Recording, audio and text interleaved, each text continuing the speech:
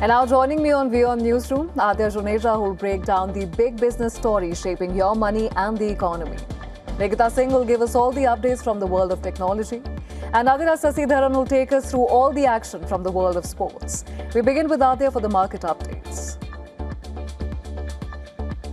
Well, thank you, Deeksha. We have a lot lined up from you today. From US, we have dollar's weekly decline in US jobs data, the Turkey's inflation rate. Let's start with dollar first.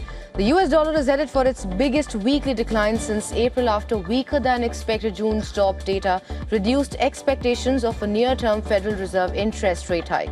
Markets now only see a 35% chance of a September rate increase, down from 55% before the report.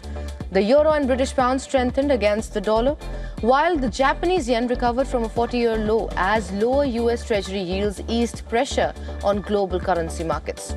While continuing with US now, the country's job growth slowed sharply in June, with employers adding just 57,000 jobs, well below expectations, while earlier payroll figures were revised lower. Now, the unemployment rate dipped to 4.2%, but only because hundreds of thousands of people left the labor force, pushing participation to its lowest level in over 5 years. Economists say the labor market remains stable but cooling, with some linking weaker hiring to inflation pressures following the West Asia conflict. Markets have reduced expectations of a near-term US Federal Reserve interest rate hike. And finally, Turkey's annual inflation eased slightly to 32.1% in June, down from 32.6% in May, while monthly inflation slowed to 0.99% according to official data.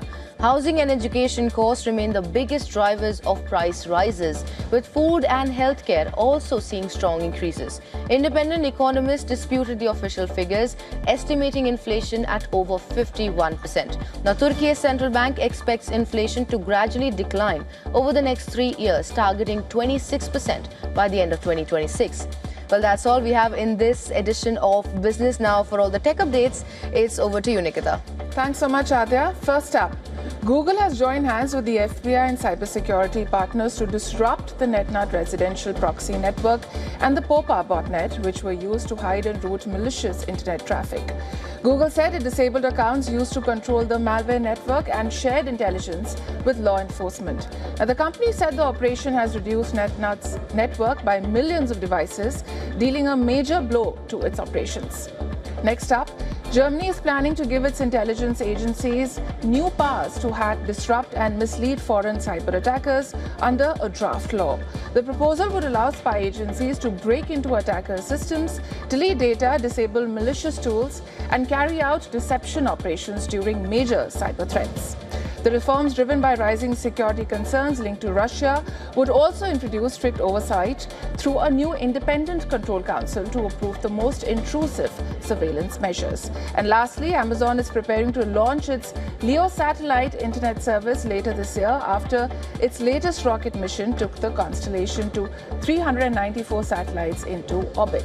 The service will initially start in polar regions before expanding globally as more satellites are deployed. Amazon's LEO network is designed to rival SpaceX's Starlink, with a long-term plan to build a constellation of more than 3,200 satellites for worldwide broadband coverage.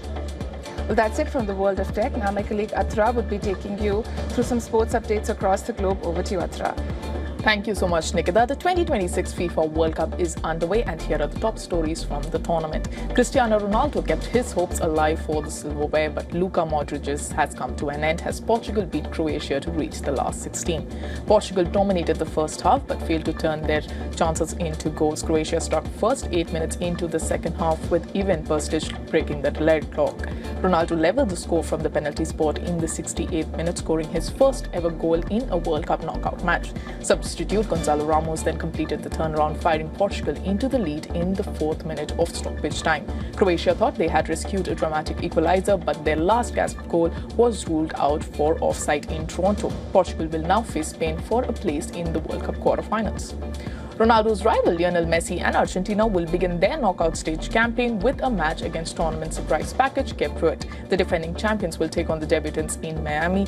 Like always, the focus will be on Messi. The World Cup winning captain has delivered a masterclass so far, scoring 6 goals in 3 games. He is the joint top scorer of the tournament, having played 1 game less than each of his Golden Boot rivals.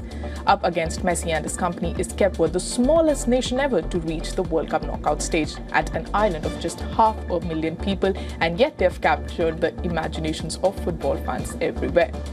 Lastly, former South Korea coach Hong Myung-bo has left the United States as anger grows at home over the Korea Football Association's handling of the national team. Hong has resigned following South Korea's group stage exit from the World Cup. He told South Korean broadcaster MBC that he doesn't know when he will return back to Korea. The early exit has prompted widespread criticism at home, with the country's President Lee calling for an investigation into the reasons behind the team's disappointing performance. Well, with that, we have come to the end of the sports segment. It's back to you, Diksha. Thank you so much, Adira, Nikita and Adya, for getting us all those updates from the world of sports, tech and business.